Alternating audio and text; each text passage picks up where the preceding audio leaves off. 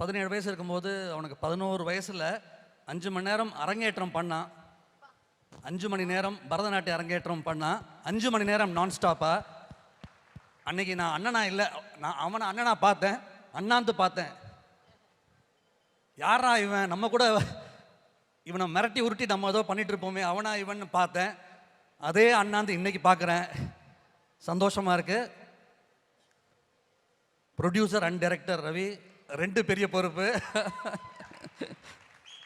இந்த புதுப்பேட்டையில் ஒரு படத்தில் ஒரு சீன் வரும், டைலாக் வரும். தனுஷ் அண்ட் பாலாசிங்க்கு ஒரு சீன் வரும். அப்போ பேசிகிட்டே இருக்கும்போது திடீர்னு ஒரு அருவாள் எடுப்பார் பின்னாடி இருந்து. டே இவ்வளோ நாள் இதை வச்சா பேசிக்கிட்டு இருந்த அப்படின்னு கேட்பாரு. பாலாசிங் கேட்பாரு, இதெல்லாம் வச்சுக்கிட்டா என்கிட்ட நீ நடிச்சிட்டு இருந்த? இவ்வளோ திறமையை வச்சுக்கிட்டு நான் சொன்ன பேச்செல்லாம் கேட்டுக்கிட்டு முதல் படத்துலேருந்து த பெஸ்ட் டைரக்டர்ஸ் ஆக்டராக இருந்தான். இனிமேந்து த பெஸ்ட் டிரெக்டராக இருந்து வருவான், எனக்கு நம்பிக்கை உண்டு.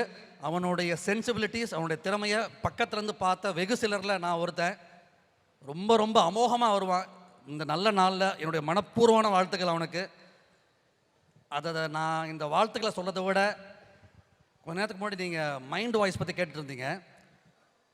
இங்கே சத்தியம் பண்ணி சொல்ல முடியும், இங்கே இருக்கிற ஒவ்வொருத்தருடைய மைண்டு வாய்ஸும் மவுத் வாய்ஸும் ஒன்று தான், ரவி நல்லா இருக்கணும். அது வந்து இப்படி ஒரு புண்ணியத்தை சில பேர் மட்டும்தான் இருப்பாங்க, அந்த சொல்ல முடியும் தைரியமாக. இவ்வளோ உறவுகளை நட்புகளை சம்பாதிச்சிருக்கான். இங்கே வந்திருக்கிற ஒவ்வொருத்தருக்கும் நான் இந்த குடும்பத்தின் சார்பாக நான் நன்றி சொல்லணும். நான் அதை ரவி தனியாக சொல்கிறது வேற, எங்களுக்கு பெருமையாக இருக்குது. இவ்வளோ பேரை சம்பாதிச்சிருக்கான்னு ஒரு பெருமை இருக்குது.